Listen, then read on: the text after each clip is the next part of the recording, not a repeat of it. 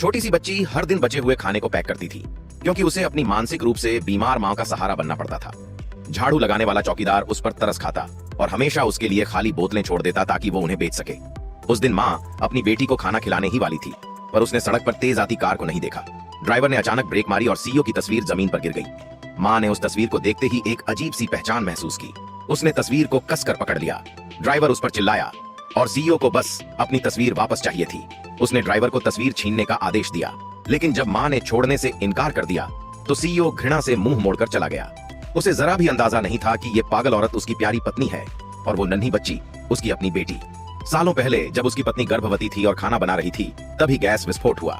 CEO बस घर के दरवाजे तक पहुंचा ही था कि धमाके ने उसे दूर फेंक दिया। जब वह अगर आप अपनी मम्मी से प्यार करते हैं तो सब्सक्राइब करके आई लव यू मम्मी लिख दीजिए। होश में आया तो घर पूरी तरह से नष्ट हो चुका था।